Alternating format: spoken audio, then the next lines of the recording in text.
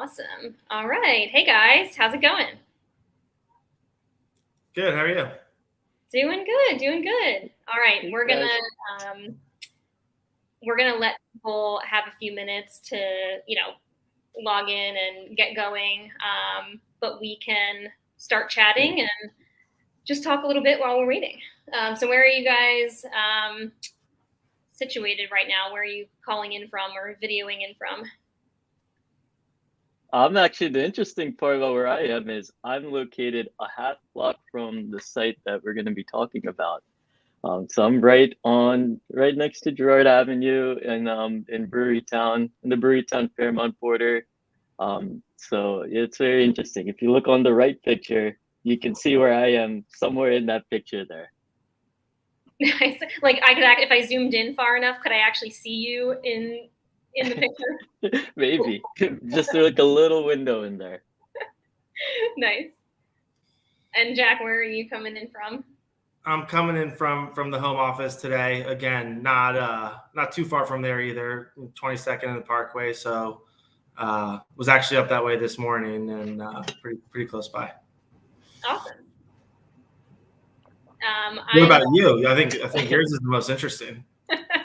I'm nowhere near this project right now. I'm in Medellin, Colombia until tomorrow. But that's the amazing thing about about technology. We can just all be together anyway. But yeah, I'm in South America and doing a bunch of cool stuff. Went horseback riding in the mountains the other day, on a boat tour, lots of awesome stuff. And now I'm gonna spend some time analyzing this deal with you guys, which I find equally fun to all the things I'm doing here in Colombia. That's awesome. Well, thanks again for organizing and making the time, especially during that trip to be here. Oh, of course. So we have a couple people popping in. Why don't we go ahead and this will be recorded, hopefully, as well. So even if people come in late and miss the beginning, it'll be there and they can go back afterwards. So I'll go ahead and get us started with some intros. So Jack, do you want to kick off? And who are you? What do you do?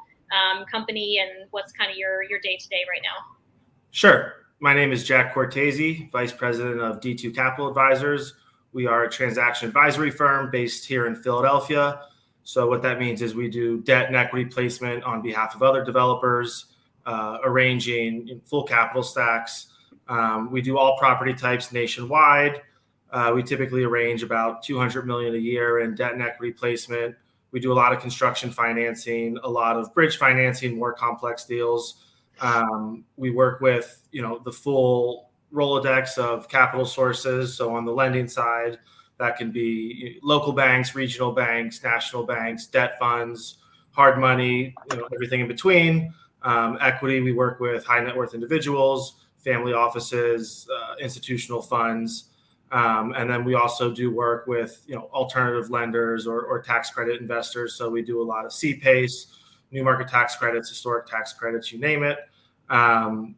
The other part of our business is called D2 organization. So we do have a development and investment arm as well, which is important to touch on. I don't think we're your typical debt broker. We have a really strong development background and understanding of that process, which I think helps separate us and also makes us extremely valuable on construction and land and bridge type financings. Awesome. Nice. Yeah. And Jack and his group are super active in this market. And one of the things that actually the three of us have in common is that there is, one arm of our company that's working with clients in some capacity, but then we also sort of each have an in-house development division as well. So we're all three of us really both actively involved in a lot of, in a few different ways in the development scene in Philly and surrounding areas. So thanks, Jack. And Shray, tell us about you. Yeah. Hey, everyone. My name is Shray Patel. I'm one of the principals here at Vikara Social Development. We're a real estate development company based 100% in Philadelphia. Our focus is a little bit different than Jack in that we are hyper-focused in the ground-up new construction space, specifically mostly dealing with multifamily projects. So our projects range from all types. We're well versed in building townhome communities to building a duplex, a triplex, a quadplex, or your traditional 4-story stick-built building. Usually those are in the 0 to 20 unit space. And then we're also versed in the 5 to 6-story, 30 to 50 unit elevator, steel podium or steel concrete podium development projects. But we're 100% focused on ground up new construction. Like Samantha mentioned, we are our own developers, so we have our own projects with our own investor group, and we actually started off that way. And after a couple of years, we started getting a lot of requests from people that in the industry that we were just friends with or we had relationships with, kind of just like we're going to be doing today, spitballing just ideas, different decision-making points, asking for advice on a specific part of the process. And we kind of just kept getting those requests over and over again. And we eventually kind of started formalizing a consulting part of our company. So just like we do our own development deals internally, we also act as owners' representatives for other developers, landowners, people. We have a lot of professionals that are hyper-focused on one aspect of the development process, but want to do their own projects. We basically act as the owner's reps for all these different types of clients. And our role is pretty straightforward. Just like we manage and lead our own projects, we do that on behalf of our clients. And I think the interesting part of our company, which is very different than your traditional owner's rep companies in Philadelphia, is that I also have 2 business partners where between the 3 of us, our focus and our expertise and our backgrounds kind of tie along every single major component of the real estate development process. So my background is in the financing, the underwriting, more acting as a general third-party developer, kind of coordinating all the different parties involved. So when we do our own projects or our client projects, I focus just on the beginning portion of when we're analyzing potential pieces of land and properties to buy for development, all the way to when we close on that, including financing, raising money, working with architects on feasibility, initial due diligence. And then my other partners are focused on the pre-development, pre-construction, and also the construction management portion of the process. And we do build for ourselves. My partners have a lot of experience in the day-to-day construction business. So I think the interesting value that we bring is that we're able to kind of put all pieces of the puzzle with our skills and expertise and offer that to our clients in along every single phase of the development process. So very excited for today's conversation. Thank you so much for hosting this, Samantha. Yeah, thanks, Shray. And yeah, Shray's group does awesome stuff. I've walked through at least one of their projects, maybe a couple. I know Germantown Ave, I've walked through recently. You guys are probably almost done that site, but yeah, you guys do great work. Mm-hmm. So I'm really excited to have both Shray and Jack here. Again, super experienced and just awesome people who are doing real deals in Philly multifamily development right now. So we can get some, really good feedback here. And on my end, I'm Samantha Miller, managing partner of Select Commercial Advisors, also based in Philadelphia. We're primarily a commercial brokerage that specializes in development sites. So we trade a lot of land, multifamily, mixed use development projects, finished projects. And we have a partner company as well, Select Redevelopment, that is a direct vertically integrated development company. So they're buying and building their own projects. And so Select Commercial Advisors sources a lot of the land deals that Select Redevelopment is building.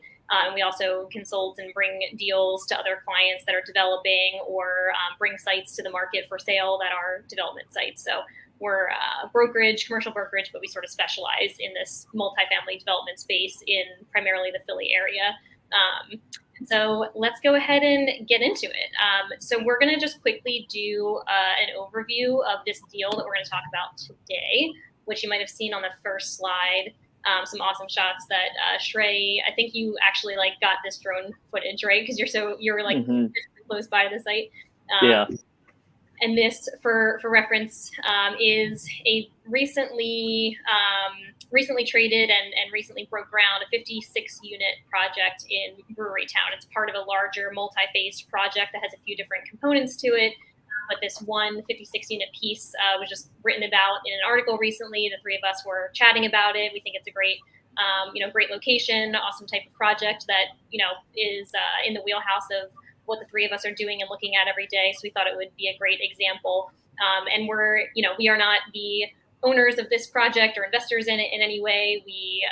We're also not, for disclaimer purposes, not providing official legal or accounting or any type of consulting advice for anybody watching. We're just, presenting for educational purposes. But this is a really sort of bread and butter project as far as the type of things that the three of us are looking at every day.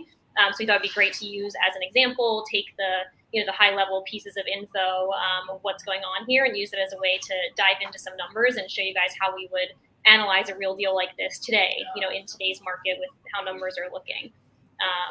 So we have a few more images here. You can see this is like a nice big corner piece.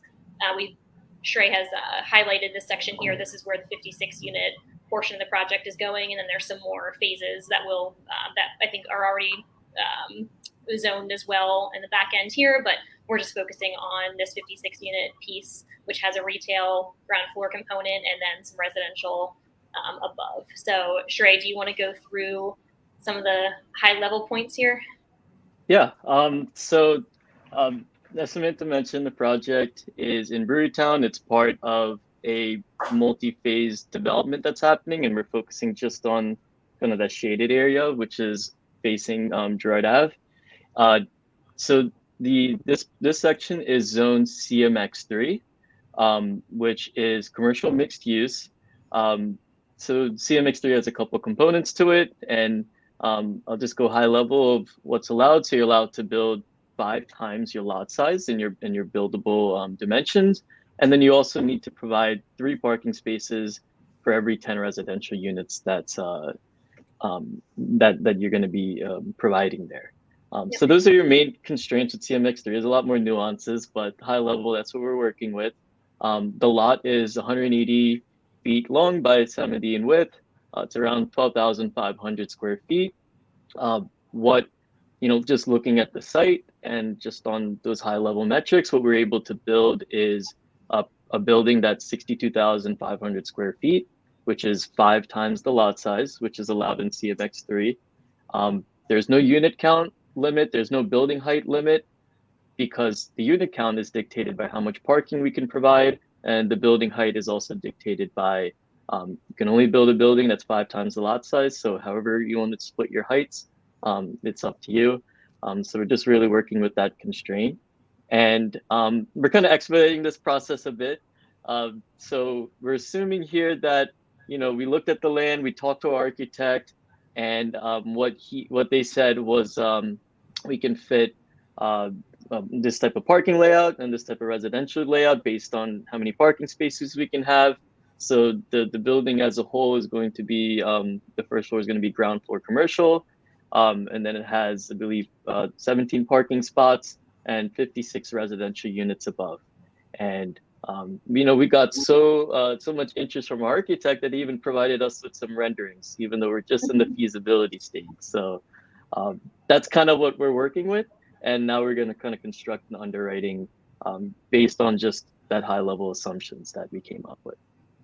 Awesome. Thanks, Shray. So I'm going to switch over to our spreadsheet now. And yeah, again, guys, we're filling in the blanks with some hypothetical assumptions here. This is, again, part of a multi-phased project, but we're just kind of sectioning out one portion of it and using it as an example. So I'm going to switch over now to a template for a pro forma that we've put together, again, based on a little bit of the real info and then plugging in some stuff that we've seen from past experience and how this project might come together. So let me know when that's up on the screen for you.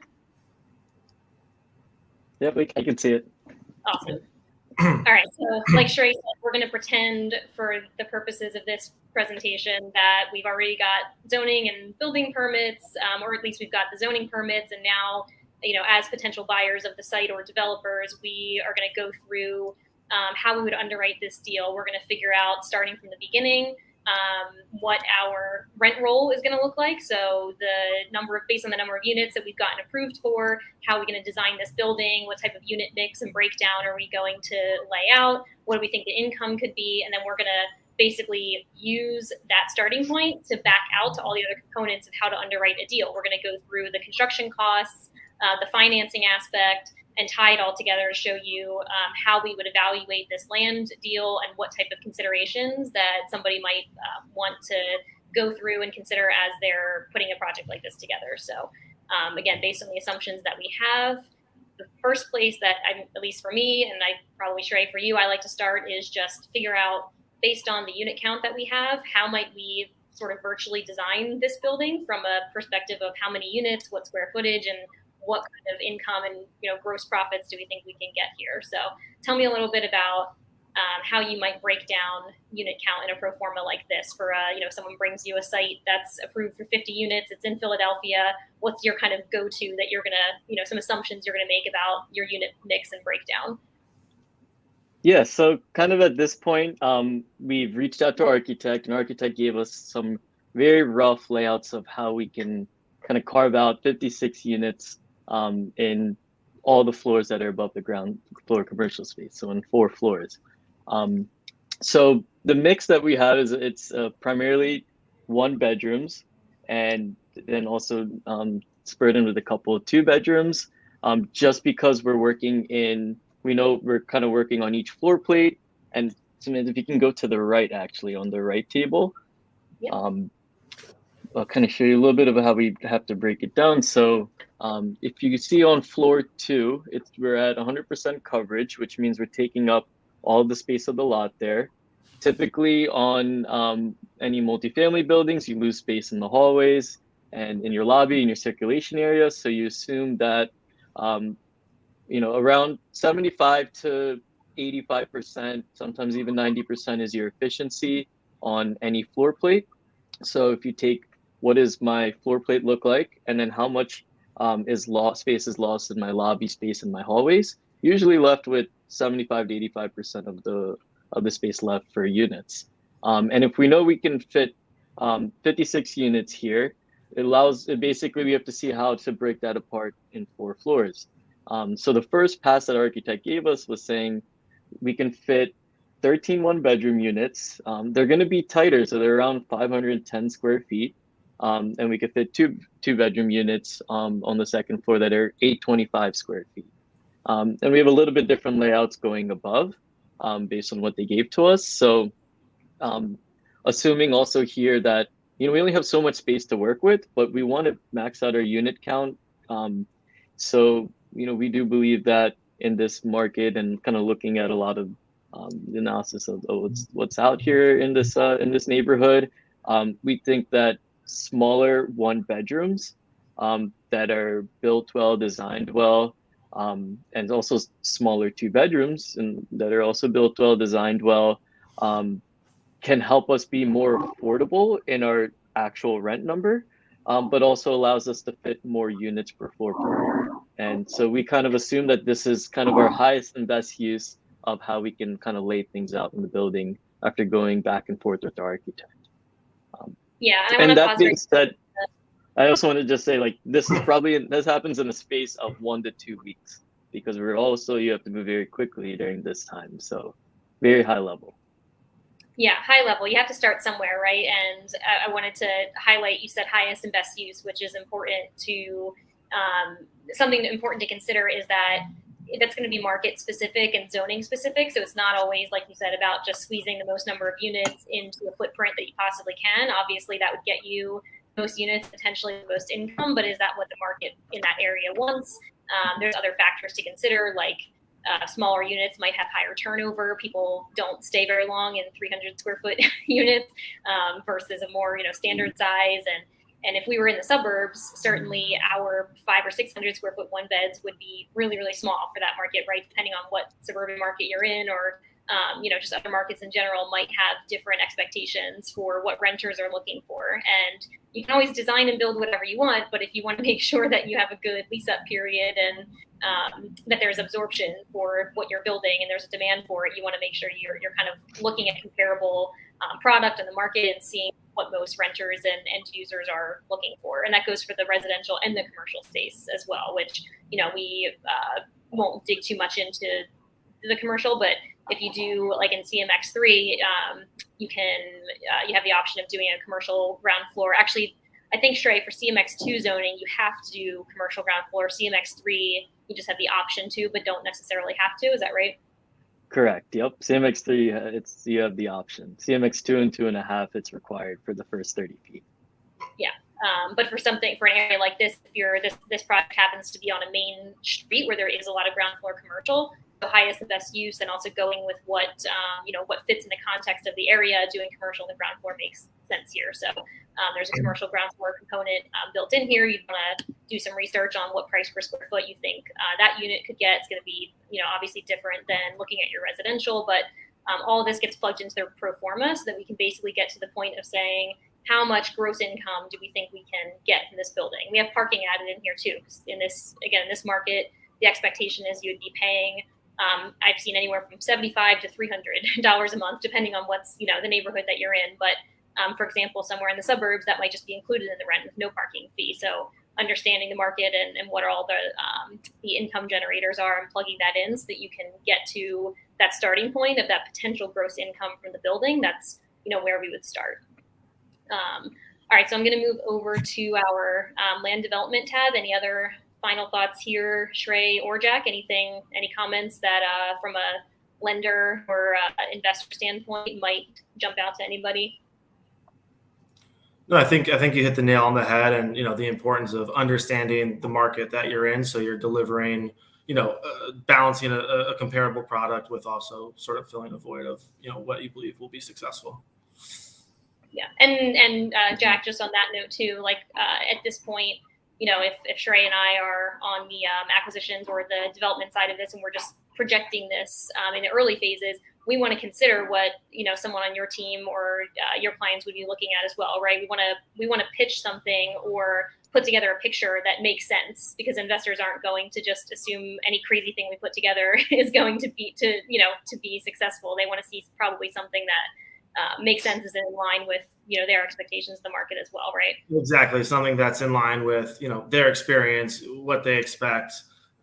There's certainly a lot of creative investors and credit groups out there, but also for the most part, they're looking at a pretty standard type form for multifamily. I mean, we've had deals before where a client will show us a deal and maybe they're 30% 3 bedrooms, and we explain to them why that's not that's unlikely to be very feasible for this type of product in this location, and why certain lenders or investors are going to look for a more standard unit mix. Yep. Yeah, and again, that's market specific, right? When you're in Center City, Philadelphia, you have a lot of young professionals and more transient sort of tenant base, where they're not going to stay for 10 years and raise a family in this unit. Most likely, they're here for work and are, again, kind of younger professionals, versus if you were developing something out in the suburbs, you might have a different unit mix in consideration. Exactly. Awesome. So again, this is an iterative process. Putting together a pro forma is kind of like, a tennis match. You're kind of going back and forth between different tabs, talking to different people as you go, but you have to start somewhere. So we've outlined, Shray outlined by talking with his architect and doing some market research, what the unit mix and potential gross income would be. So now we move on and outline hard costs. So Shray, can you walk us through this a little bit and how you'll start looking at construction and build cost here? Yeah, so typical development deal has 3 components. It's your land cost, or it could be a property that you're starting with that you might demolish or partially demo. That's one component, is the land or the building. The second part is your hard cost, which is majority of your construction costs, demolition, and site work. And then thirdly is your soft cost, which is basically your catch-all category for all the miscellaneous costs that go into developing a project. So from your architecture, your design and engineering costs, to your legal fees, to your accounting, marketing, etc. So those are three categories.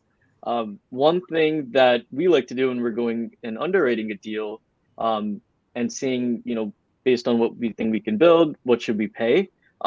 We usually actually plug in what we would pay till the very end, because we're assuming we want to have all our other assumptions in place before we work with what we should pay for it, just to keep things as unbiased as we can.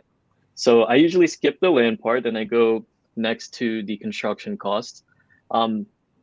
This is obviously a hot topic over the last couple of years. My best advice for, if you kind of have a project like this, you got a feasibility study done, and we know it's a 5-story building. It's probably going to be a concrete deck with steel included, and then 4 stories of wood construction above.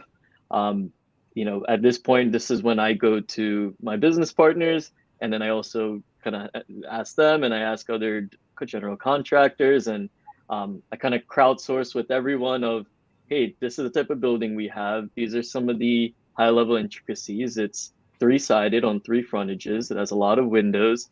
The units are fairly small, so we're going to fit a lot of bedrooms, a lot of bathrooms in the square plate. And then also, it's a 5-story building. Based on where you're seeing cost today, I would probably go and ask 5-6 different people that I trust and that are active in the space, and ask them, hey, where are your costs coming in at? I'd kind of benchmark all that off of our past projects of where we are, and just high level thinking about it today and kind of crowdsourcing with everyone. I'd probably put the hard cost somewhere today here at 185 to 190 a square foot, just based on what we're hearing and seeing in today's market. Yeah. And I want to highlight right there that the importance of reaching out to other people and asking for feedback as you're putting together pro formas like this. None of us knows everything. There's no developer out there that just has every single perfect answer to everything to plug into this pro forma. Pro forma is only as good as the info you're plugging into it. If you plug in a bunch of numbers that aren't realistic and you get a really great output, it doesn't matter. The numbers you plug in need to be as accurate as you possibly can get, and that really is dependent on how much you utilize the people in your network and reach out and ask for real-time feedback on things. For example, Jack, neither one of us is in construction, right? But if Shray came to us with 2 pro formas with the same project and said, well, this one's coming in at 130 a square foot right now, and this one's coming in at 190, which one of those are we going to feel is more accurate? And again, we're not in construction, but your people are going to know what's realistic versus overly aggressive, right? 100%. It's funny too, one of the things that jumps out to me here at the hard cost, thinking about when you're gonna have to present this to a lender or investor for financing, is we know that costs have continued to go up and are very expensive right now. One thing that lenders are doing is requiring a more substantial contingency. So one thing that a lender could push back on here is 5% being too light. We're seeing 10% and even higher in some cases. A lot of different groups are dealing with projects that they built through the last 24 months, and they're dealing with cost overruns and trying to finance out of that now. So that's certainly a hot topic and something that a lot of groups are going to be sensitive to. Yeah, and that's a great point, because the thing with a pro forma is it's kind of like a living document. Like, there's no way to just solidify a point in time, analysis of a deal and then expect it all to go that way in reality. Reality is very different than a pro forma. And so that contingency is really important, right? Because we might be plugging in a certain build cost here, but it's not like we're getting shovels in the ground tomorrow or this afternoon. I mean, that we could be 6 months plus out, even with an entitled site. You have to get the financing together and get quotes together, and there's so many moving parts that there could be a stretch of time in between. And even as you're under construction, things are changing. You might be in your foundation, and then lumber prices go up, and you haven't locked in your pricing on other things that come further down the line, right? So these things can fluctuate, and and that's the point of the contingency, right? So that you have a buffer for that. You hope it works in your favor. The pricing is ideal, comes down, exactly on budget or less, but you have to leave that room for it to go up, because the truth is it happened. I mean, I've seen projects where, lumber like doubled or more in the middle of the project, and that pro forma looks completely different with that number plugged in, right? So, so Jack's point is right now lenders are expecting to see a slightly larger contingency right there than might have been standard, a year or two ago. And so exactly. And to drive it home too, like you guys are saying, you have to have relationships, you have to have a network, because even though we might have done 10 or 11 5-story steel concrete frame buildings, what we had as cost 6 months ago might be very different today. And there might be something about this project specifically that has a very different cost than the past project we did. So, as much as you can, don't rely on, just hear by people saying, oh, I built a 5-story building for 160 square foot. It's going to be the same for me here, and kind of just run with it. Really, really dive into this part, because as you see, it's the highest percentage of cost you're paying on a development project. You want to, because we're operating in a time when we're underwriting where we don't have as much information, you really want to talk to as many people as you can and just get as many perspectives as you can on costs, just because it's always been changing over the last few years. Yeah, 100%. So now we got a construction cost, and now we need to kind of go through every little cost that's going to happen and that occurs through the development process. So I'm not going to go through every one we have listed here, but these are a lot of the high level costs that we see in every development project that we've done.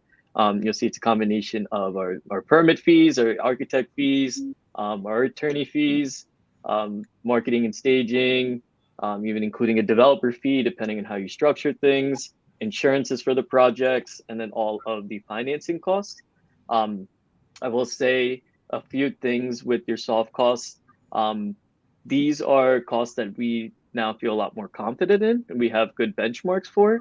But if you're someone maybe just starting out, or you have a project that you haven't had much experience with, and you don't know where a lot of these costs would come in, again, the same approach. You're gonna have to crowdsource. You're gonna have to maybe ask the different people that are associated with each of these categories of just, hey, this is a project I'm looking at. High level, what do you see typically as the fees here, or what are your fees going to be, and just kind of piecing together as much information as you can. And then also relying on other developers, because we all kind of have the same soft costs for projects. So you really have to crowdsource it here. The biggest aspect of the cost here that they're fluctuating is the financing cost, which is all on the bottom here. And I'll kind of let Jack go into more detail. Sure. So now we're getting into the piece of understanding the costs around the construction loan. And after talking about the specific financing costs here, we can jump into the sources and uses and what that means for a project. But a typical structure for most commercial real estate developments is there's going to be a debt component, a mortgage component, and then an equity component. Here, if you look at the interest reserve line on line 53, you can't see the loan amount, but we're assuming about an $11 million loan, which is going to be 70% of your total costs on this $16 million project. And for any construction project, it's a non-cash flowing project, right? So you're going to need to have money set aside in order to pay the interest due on your loan. So on any construction deal, you're going to have an interest reserve. That interest reserve is going to be based off of an interest-only rate on the total loan amount. So here you have an 8.25% interest rate. Typically, looking at that rate, I can tell that this is going to, structured as call it a bank deal, and can get in some of the differences between a bank and a non-bank lender later. But here, construction loans are priced floating, a spread over a floating index. The index uses SOFR, which today is approximately 4.9%. So 8.25% means the bank is charging a 335 BIP spread over that 4.9% SOFR index. I would say that's a fair assumption in today's market. I think, unfortunately, banks are beginning to pull back a little bit, but for the banks that are still lending, that's a reasonable rate. It looks like the duration of the loan is 2.5 years, and then you're only paying interest on the amount drawn, which is why you have that 50% average balance. So that comes out to about a 1.1 million, 1.2 million interest reserve, which again is going to be a critical project cost, and something that you need to make sure is there because you need to be able to service the debt until the property's cash flowing. Yeah, and right there, I just wanted to bring something up, Shray and Jack, just from your perspective. What should someone expect as their upfront out-of-pocket cost before they get to a point that they can even get the construction loan? So if you have a piece of land that you own or you have under contract, and you have to go through all these steps that Shray mentioned first, talk to an architect. They don't work for free, right? You have to pay them. You have to get the permits done. If that's not done already, you have to purchase the land. Like, what does this timeline look like? Can you just, from day one, go ahead and get all the money out and not have to bring any money out of pocket? Or how does this really look in reality? Yeah, and Jack, correct me if I'm wrong, but if you're doing traditional financing, and this is a really important point, is traditional financing, traditional banks won't give you any loan proceeds until you have building permits in place. And you have all your construction contracts lined up. You basically have everything ready to start the project. That's when the bank will start being able to start lending you money. But what about all the costs that are associated up until that point? I mean, as we're laying out here, pretty much all the costs before financing is still a very high amount. And that, if you're doing traditional financing, you need to either raise in equity because you're going to have to pay for these costs upfront before a bank might reimburse you for it. So you're going to have to account for, the cost to get shovel ready, which a lot of times is different than the actual equity that the bank is requiring you for. So it's really, really important as you're going through this process to understand all the costs that are that are associated with getting to building permits. And then, looking at financing differently, but that number that you have to raise might be very different than what the bank's requiring from you. So you really need to look at that part. Yeah, definitely. All right, so I'm going to hop over to the sources and uses tab from here. So we've gone over basically, again, to recap, what we think this building will gross as far as income from the rents that we're projecting. We've gone through what we think it's going to cost to build this from a perspective of construction hard costs and soft costs. And we've also started plugging in what we think it's going to cost us to carry a loan, a note to pay for all of these expenses. So now the question is, where does all this money come from? I mean, there's the construction loan, there's equity, you've mentioned these things, but what does this really look like? So Jack, do you want to tell us a little bit about how a lender or a partner, investor is looking at this sources and uses? Sure. So, in its most straightforward sense, this, sources and uses here has two components, construction loan and equity.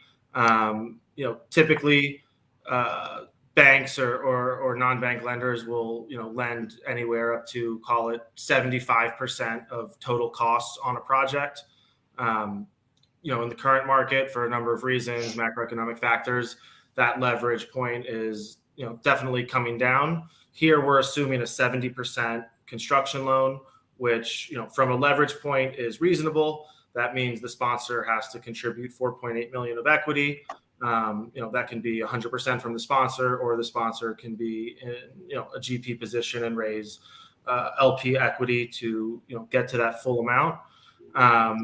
But leverage is not the only thing that matters when considering a construction loan. The most important thing to consider is being able to get a loan large enough to pay off that initial loan at the refinance once you do have a stabilized building.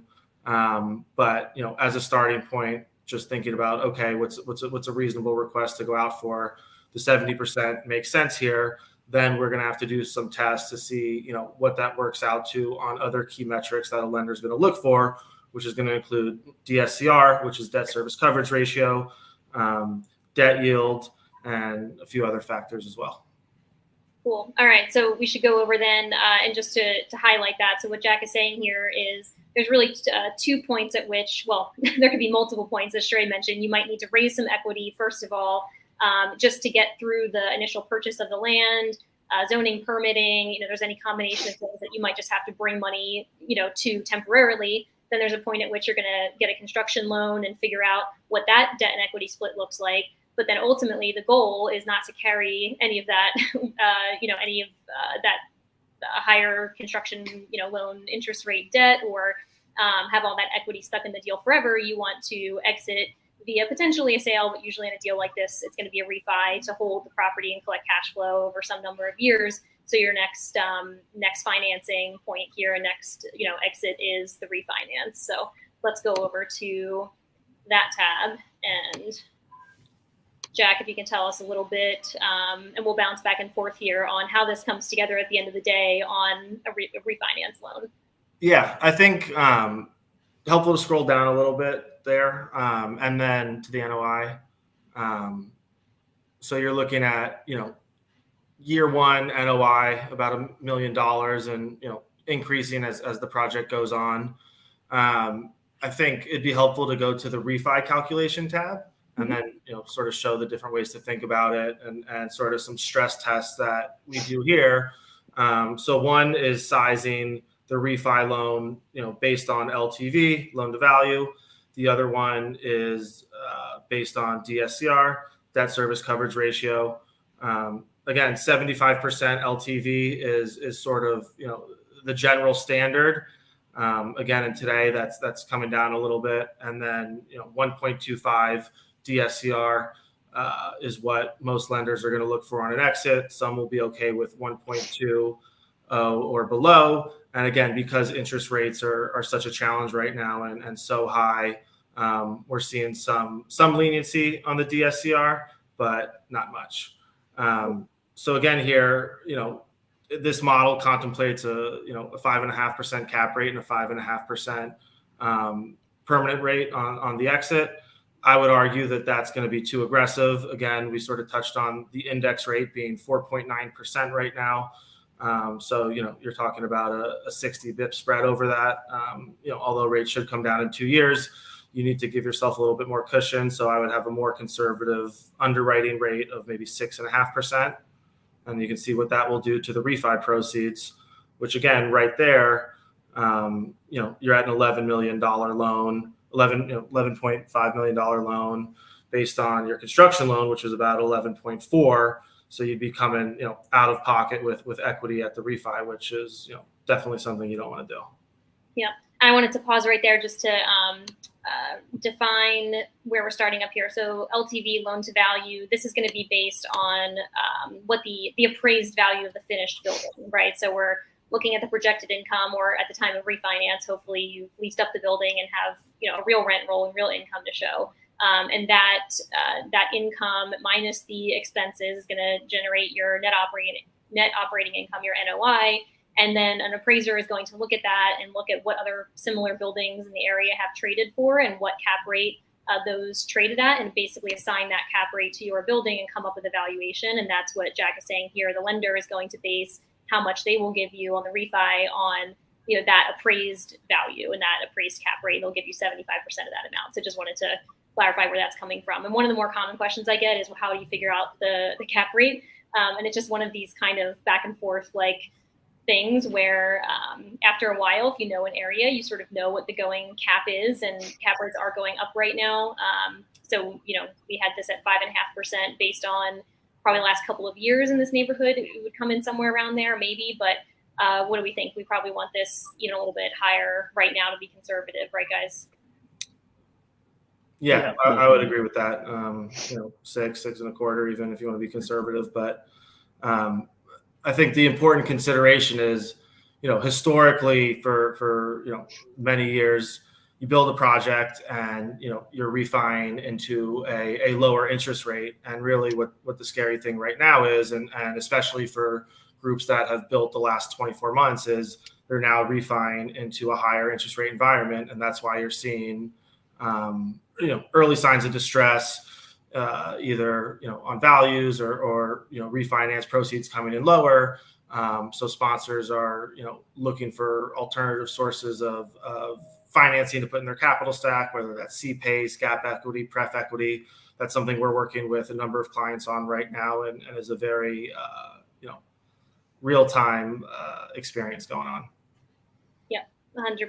And so if unless there's any other notes we want to make here, maybe let's go to the pro forma for year 2 refi tab again and just show, even in year 1, what are the basic outputs here? The point of this whole pro forma is to generate some type of return metric, right? That investors, lenders, developers, whatever the stakeholders are involved are going to be looking for to say whether this project, underwrites pass fail. Can we do this or not do this, right? Jack, can you talk a little bit about levered versus unlevered yield and what some of these main metrics are we're looking for? Sure. So, unlevered yield is a pretty simple calculation on, what's the total project cost of approximately 16 million and how much money am I going to make off that, 16 million. So in year 1, it's $1 million. And so that's, your unlevered yield of 6.69% is a reflection of that. Right now, if you're thinking about the equity piece of this deal and you're going out to raise equity, investors, what yield they're looking for is obviously going to be based on, different factors, their own sort of investment thesis and targets, and also what's happening in the macro economy. So, 6.69% is historically on a year 1 unlevered yield, pretty healthy. 24 months ago, deals were getting done, with investors at a 5 or 5.5% unlevered yield.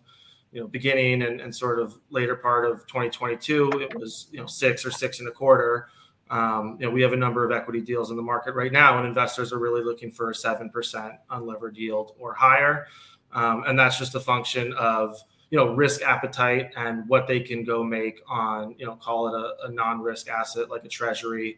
Bond, something like that, where those are trading at 5% and higher right now. So it's definitely a solid yield for this project, but would really like to see something with a 7 in front of it.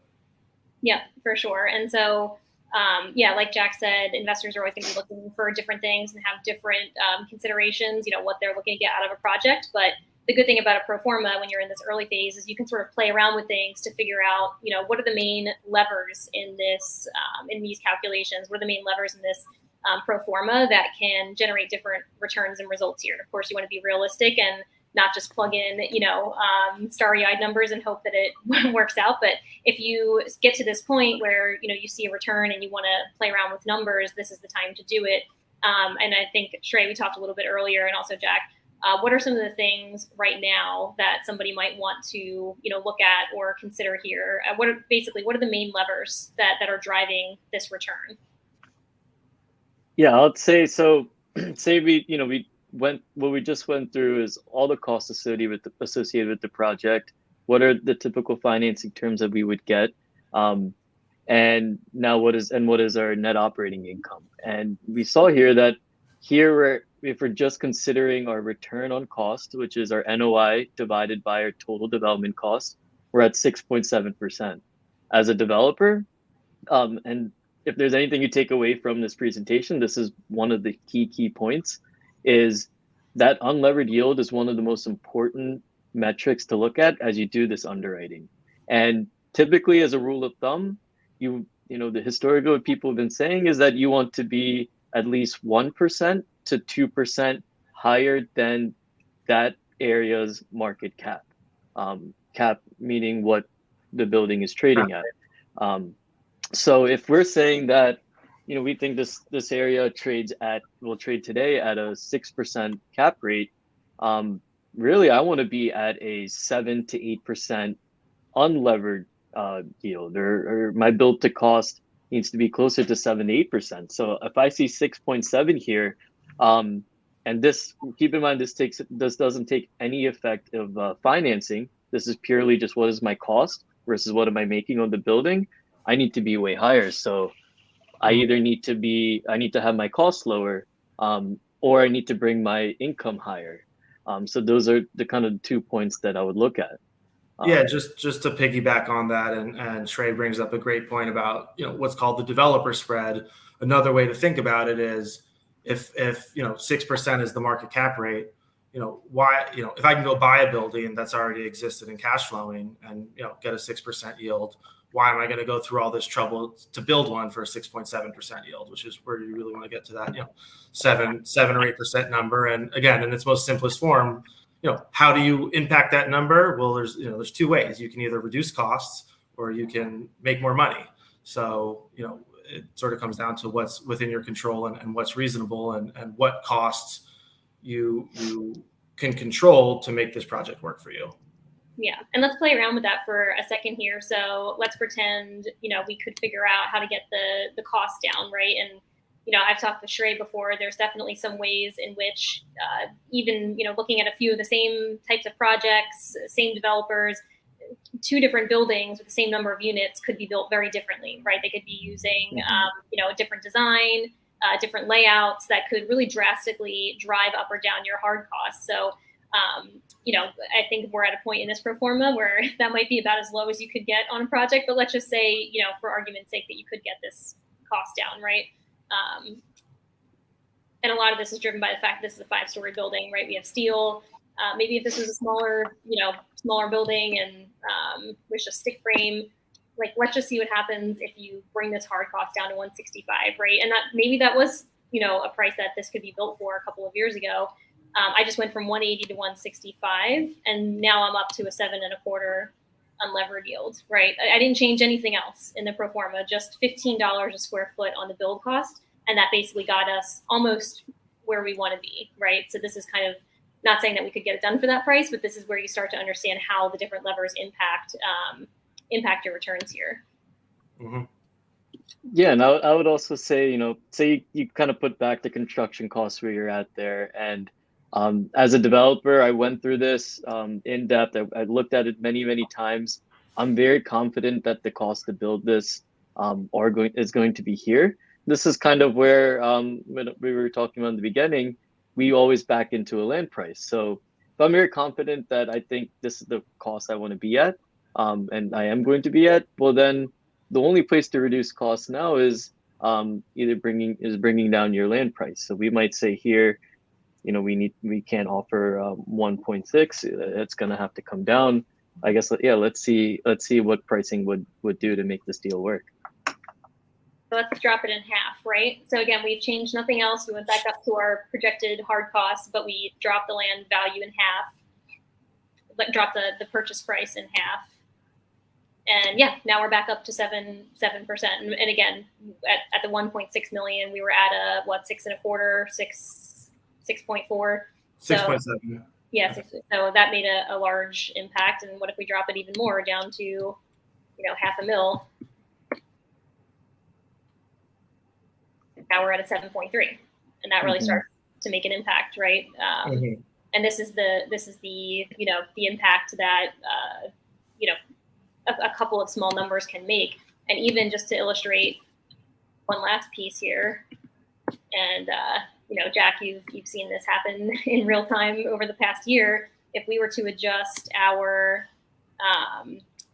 refinance interest rate, right, which is here.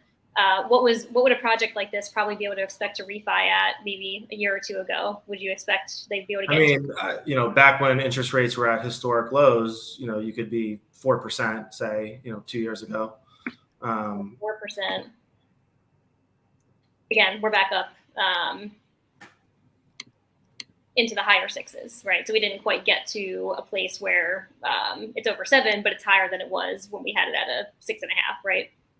And actually, if you can keep it there, I think this also illustrates something very interesting, which is what has changed recently is if you see here, your build to cap is the same. We're still at 6.7% unlevered yield. Unlevered means without financing. So what Samantha changed is just the interest rate. And now this project, which was previously at an IRR of 7% and cash on cash of close to 5, I think it was 4 or 5%, just by changing the interest rate alone, our cash on cash is closer to 11%, and our IRR is 13%. And all that's changed was the rate. So that I think really, if that really highlights what the impact that interest rates have on these development deals.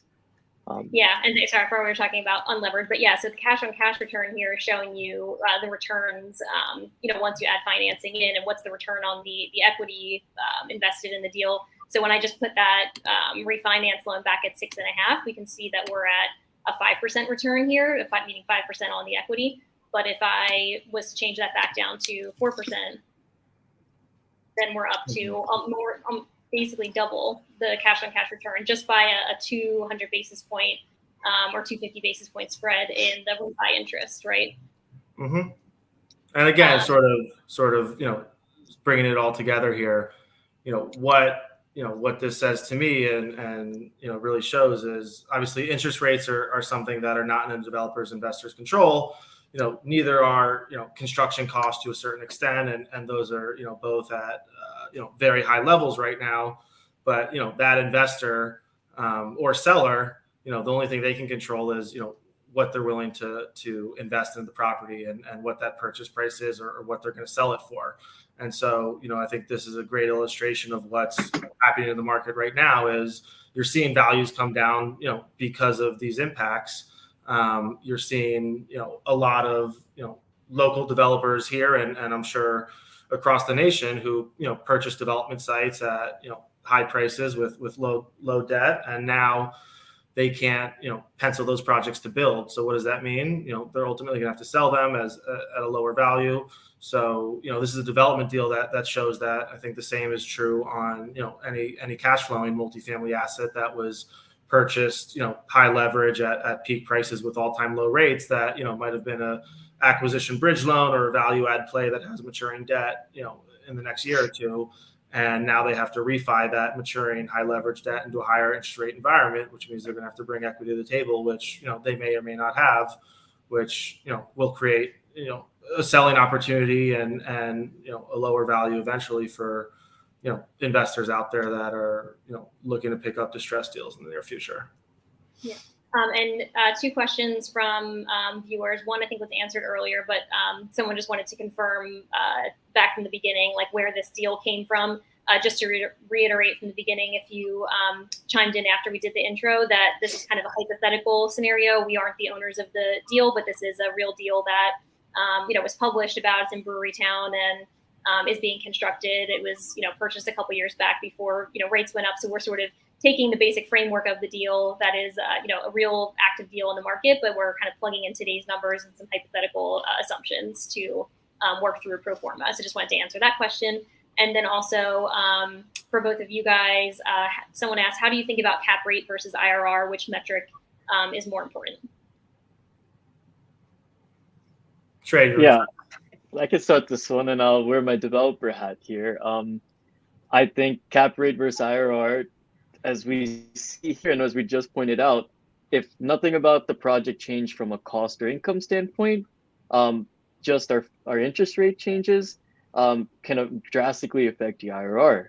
IRR is the number that we always go to our investors with, but if I'm a developer and I'm in charge of managing risk and making sure that I'm providing the best potential investment for my partners, I really need to focus on the fundamentals. And the fundamentals of this property and development and any business is, what is your cost? And then what are you making in income? And that's why my biggest focus is on the build to cap or the unlevered yield. Or the unleveraged yield. We kind of been using those terms interchangeably. They're all the same number. Is the key focus for me is what is my NOI divided my cost to build the property. And that's almost wholly what I'm focused on. Everything else is kind of secondary. Yeah, I would agree with Shray 100% there. As a developer, understanding, cap rate and making sure you're de-risking any purchase there and going in at a number that you're comfortable with is important. IRR is definitely a helpful metric for investors. It's a bit inflated and reliant on a large, capital event, which, is something that may or may not always happen. So I think, the more conservative approach would be to focus on cap rate. Yeah, for sure. And so to go back to before we address the questions, we were talking about, basically how the market has changed, what's been happening to potential values, and really what's going on today. What's what's kind of the good news takeaway from this? And we talked about this earlier. What does this change in the market potentially mean for the right type of investors and developers out there? Yeah, I think I touched on it earlier a little bit. I think the good news is that over the next, call it 12 to 24 months, there's going to be a lot of opportunity out there. I think assets are going to have to start trading more. There's been definitely a period of price discovery for buyers and sellers, or sellers not ready to sell certain assets yet. But kind of think about it like the stock market, right? It's good to buy low and sell high. I think a lot of people recently bought high, and now they're gonna have to sell low. So if you're keeping an eye out for those opportunities and prepared, it could be a really good time to get involved in projects. Yeah, I completely agree. And I think just to add to that, if you kind of think about like how today's underwriting went, right? We went into a lot of different details. We didn't get to dive into a lot of each of them, but one thing that I think is going to come out as a positive here, and is something that like we as a developer, as an investor, as someone who wants to do your own projects can take away, is that the next 20 or the next 12, 24, 36 months we're gonna see some opportunities from projects that might have not been able to happen because they were either purchased too high or fundamentals don't work. But if you are someone who has capital, is looking to do deals, and also has the ambition and the drive, and you are willing to go into the details of operationally how do these projects work, and how do I do the best job in when I design the building? How do I do the best job in making sure my construction costs are optimized, and balancing kind of the design versus the cost of doing those designs? How do I kind of drive that all the way to the leasing end, and making sure like operationally I'm doing the best job I can on the leasing front? Those are all the things that we can control. And if we're going to start seeing deals coming up that will actually underwrite, because in the last couple of months we've just been sitting on our hands, and Samantha, you could say this all, we could talk about this all the time, is we're just sitting on our hands saying nothing underwrites. Well, that is the case, but there's something we could do about it, because Philadelphia is why we're in business. It's still a great fundamental place to invest in. It's still a great place to do development in. That's why we all have been here, and you've seen that in the last couple of years. Well, nothing about that has changed, and just recently. The only thing that's changed is the financing environment and construction costs. So as we see pricing coming down, and if we're the type of person and developer that dives into the details and make sure that we're building the best building possible, and really putting our focus and attention there, I think there's a ton of opportunity for us to create a lot of value, to build some really cool projects, and keep adding to the city, and continuing the growth of what makes the city so great and why we're here in the first place. So I think there's a lot of positives to come out with here. You just have to kind of switch your focus a little bit. Yeah, absolutely. And that's why, we're here today doing things like this, talking about deals and talking about what's changing in the market. Because again, like we mentioned earlier, relationships and talking with people is extremely important. So you know what's going on. And then also just sticking to the fundamentals and, reviewing your numbers, sticking to what works, but, remaining optimistic for the future. I think there's a good combination there that will bring a lot of opportunities. So it sounds like the main takeaways here are, in today's market, obviously there's all these factors that are changing that we can't control. We can't make the rates what we want to make them. We can't make build costs what we want to make them. But, there are a couple steps that we can take, right? You can get a little bit more creative on your construction and design, try to be conservative, and, maybe build something that is a little bit more cost effective versus going for the most expensive build type, and really, sharpen your pencil on your building program and what you're designing and what those hard costs are going to be. And then on the financing and lending side, you just want to, really look at what's trading in the market. What are the new expectations we should have? And how can we underwrite the deal to be a little bit more conservative, have a higher contingency, expect a slightly higher, rate, be a little bit more conservative on a few different levers in that system. But if you can do all those things and still put together a pro forma at, maybe a lower purchase price than you would have been able to do a year ago, but if you can get to a place where you see good returns here, then can you still do deals in this market? Yeah, absolutely. Yeah. Yeah, 100%. Awesome. And if somebody does have a deal that, they're underwriting and it looks promising, they think it can actually get done, and, they've got something and they want to reach out to one of you guys, for to be an owner's rep, Shray, or for some advising on, the debt and equity aspect of the project, how can they reach you guys? Yeah, you can reach me on LinkedIn if you search my name. I think we have our contact information on our website, vikarasd.com. Reach out to me, and you can reach out to me via email. It's Shray, my first name, at vikarasd.com. I'm always very responsive. I absolutely love talking about this stuff, talking about every little detail of cost, the underwriting, the spreadsheets. If you have any questions related to that, would love to talk to you about it and just spitball. It's one of my favorite things to do. Samantha knows it too, and Jack too. Like this is we have a lot of fun doing this. Is why we did the webinar today. So any questions at all, please reach out. Yeah, happy to discuss any deals or talk the market as well. Find me on LinkedIn, Jack Cortese. I'm pretty responsive and active there. My email is jcortese@d2organization.com. And yeah, this has been great. Thank you, Sam and Shray, for everything, and this has been fun. Awesome. And for anybody viewing now or seeing it later, it'll be recorded and up on LinkedIn and Facebook and whatnot. In the comments, all of our emails are in there. Mine, Shray's, and Jack's are in the comments. And also, if you go back to the original event page on LinkedIn, everyone's email addresses are there as well. Or like they said, you can find them on their LinkedIn pages, websites, and yeah, reach out. And also, if anybody has a deal that they would love to have us, do a live, have the courage to let us look at it live and pick apart your deal a little bit and use it as a good learning lesson for anybody, we'd love to do that. We'd love to analyze some more deals and let us know what's helpful, what questions you want answered, and feel free to reach out to us and send any deals you might want us to take a look at. All right, guys. I'm going to go ahead and get this recorded up for everybody, but thank you both again for joining me today, and looking forward to doing it again soon. Great, thank you. All right, thanks, guys. Thank you so much. All right, bye, everyone. Bye.